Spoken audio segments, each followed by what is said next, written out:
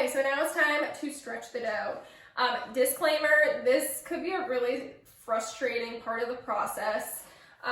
It takes practice, it takes trial and error, but try to remember, let your mantra be, pizza is delicious no matter what it looks like. So if it gets messed up, that's okay. You can always try again another day.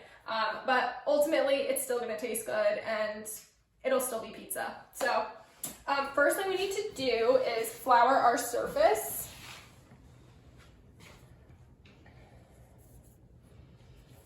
And I want a pretty decent amount of flour so it doesn't stick, but not a ton. And then you can use your hands. I'm going to use my scraper here to get a piece of dough. And then flour my hands and a little bit on the top. And then one thing to remember when you're pressing out the dough is you don't want to mess with the center that much because that's where you get rips.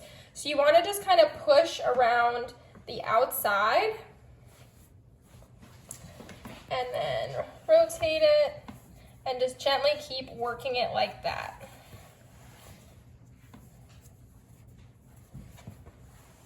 And also, I'm not really, pushing or pulling on the outer edge. That's where your crust will be.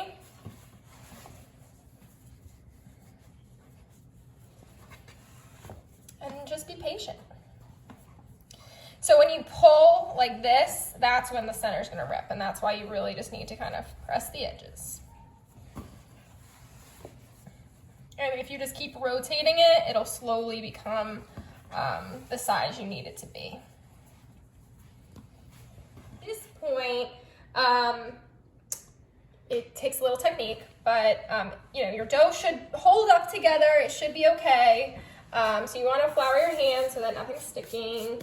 And then you're going to pick it up very carefully with your hand underneath, and you're just going to do this. And the dough is just going to naturally stretch without you pulling on it. It's kind of fun too. Don't overthrow it because you don't want it to go flying across your kitchen. But it should just kind of naturally stretch as it moves.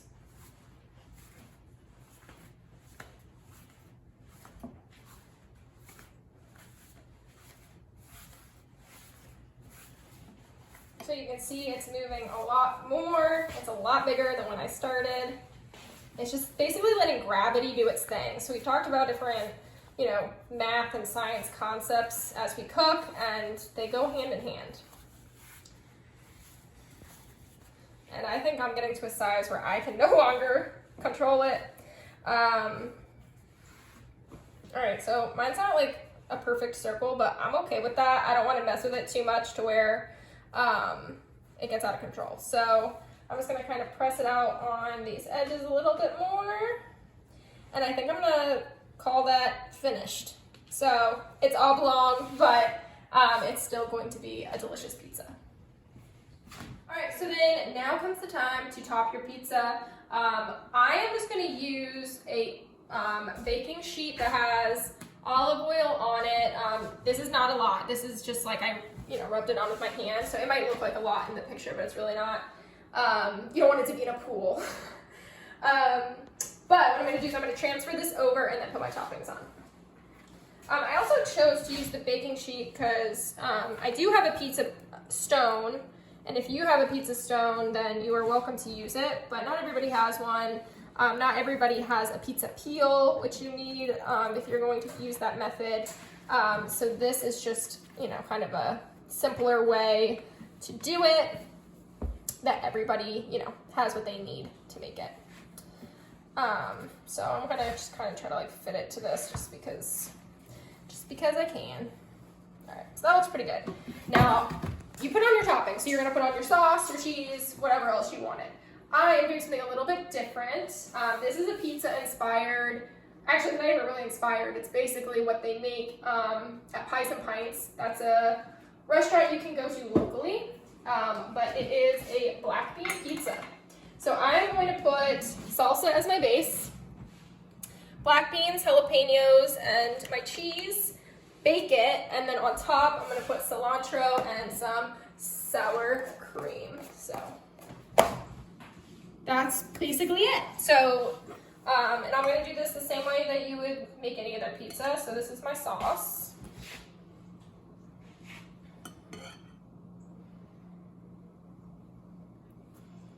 And you don't want to go like overboard with sauce. You do want to try to get it out towards your edges, not like up on the whole way to your crust edge. Thinking about, you know, when you get pizza, there should be some area that's not covered in sauce. You also don't want it to be too wet, because if it's too wet, it's gonna be flimsy and soggy. I'm gonna be careful here because I can see I got it really thin in the middle.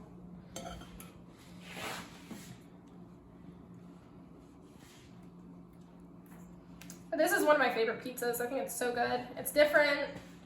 Also, you know, sometimes you just want to have a little variety.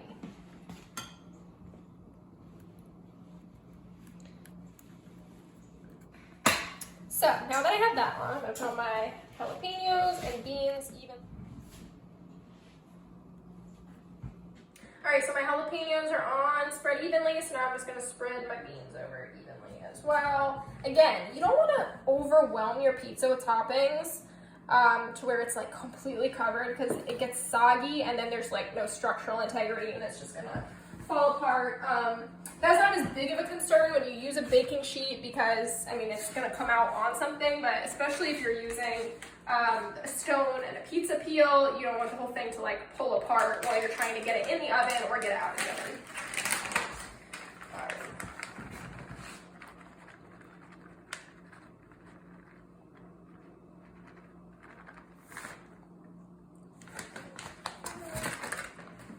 Okay, so this is gonna go in the oven now, like I said, and then when it comes out, I'm gonna put the cilantro and sour cream on, just because I feel like those won't taste, they might taste the same, but they're gonna be kind of weird if they get baked. So I heard my oven beep. You definitely want your oven to fully preheat. That's very important.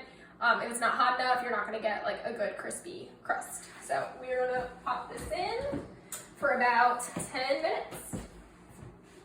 All right, so now I'm gonna show you a technique called chiffonade, which is basically when you take herbs, you roll them up, and then it makes it easier to slice them.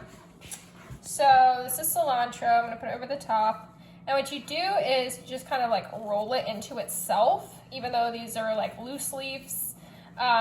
It's not that difficult to get it into a little tube shape. And once it's in this shape, everything is all condensed in there. So there's a lot of herbs in this. So then you take your knife very carefully and you just slice through it. Make sure you move your fingers out of the way as you go. And it gives you these little ribbons. All right, so 10 minutes is up. So you're gonna be able to see the pizzas. And looking at it, and you know, you don't want to leave your oven open for a long time because the heat escapes, but I think for my preference, I want it to continue to go. But if, you know, the color of the crust is to your preference, that's when you would take it out. I like mine a little well done, so I'm gonna give it another couple minutes. Always set a timer so you don't forget it. So another one of my garnishes is sour cream, and I'm going to use a piping bag, well, Ziploc bag, but if you have a piping bag, you can use that. If not, you can use a Ziploc bag, cut a small part off of one of the corners, and then you use that as a makeshift piping bag. So then I can make it easier is to use a jar or a cup, put the corner down, and then drape it over. So now the corner is all the way at the bottom around my jar. And now I'm going to spoon the sour cream right into there.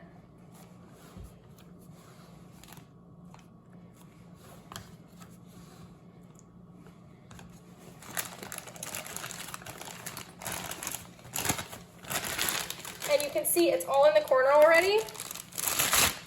And now you're going to want to twist the top so that gets the air to push it down.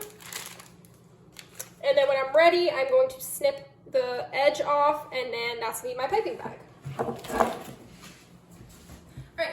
out of the oven. I'm going to put some of my cilantro on top. A little more. And then take my piping bag, Ziploc bag, and snip off the corner. Don't want to do too much or else it'll all fall out at once. And then give it a good zigzag pattern.